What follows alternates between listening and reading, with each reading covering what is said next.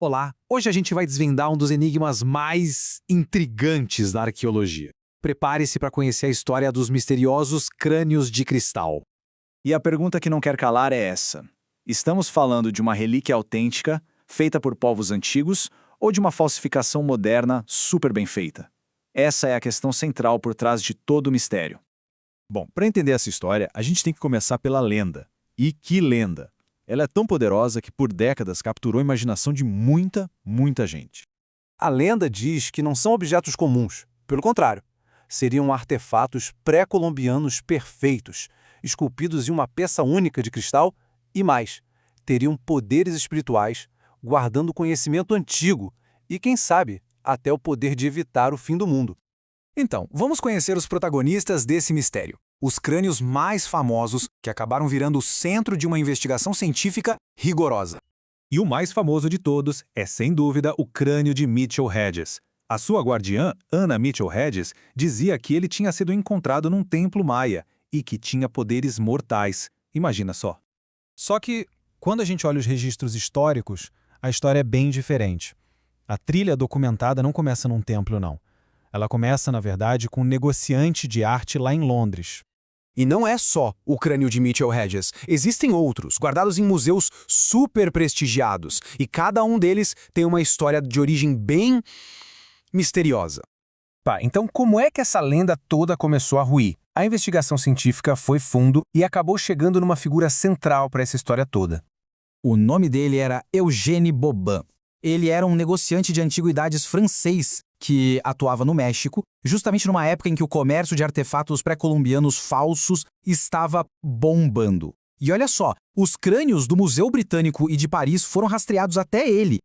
Com essa pista histórica apontando para o século XIX, a ciência entrou em campo com força total. Os cientistas partiram para a análise forense para buscar a prova definitiva da origem desses crânios. E a primeira grande pista não era nem sobre o que os crânios eram, mas sim como eles foram feitos. Esse detalhe fez os investigadores olharem tudo com uma lupa, literalmente. E o que eles acharam?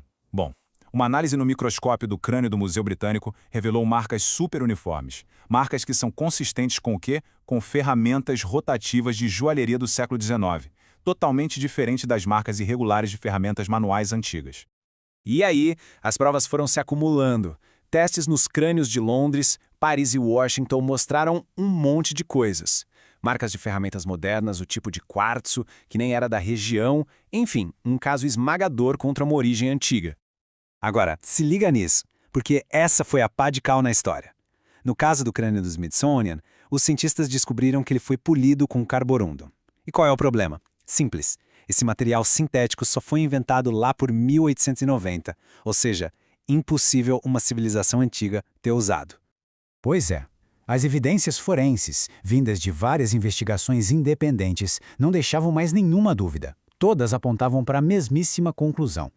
Então, o ponto crucial é este. Os maiores museus do mundo, depois de investigarem a fundo, chegaram à conclusão de que seus famosos crânios de cristal não são, de fato, artefatos pré-colombianos autênticos.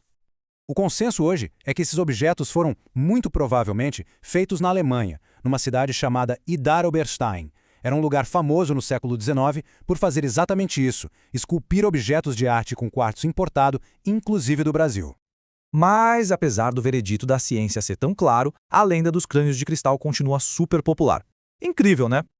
A verdade é que os crânios viraram ícones da cultura pop. Eles foram parar em filmes, livros, séries e se tornaram símbolos poderosos para muitas crenças, não importa mais qual é a sua origem real. E no fim das contas, essa saga toda dos crânios de cristal nos deixa com uma reflexão, né? Por que será que a gente tem essa vontade de acreditar em objetos mágicos, mesmo quando os fatos apontam para outra direção? Parece que o poder de uma boa história, às vezes, é irresistível.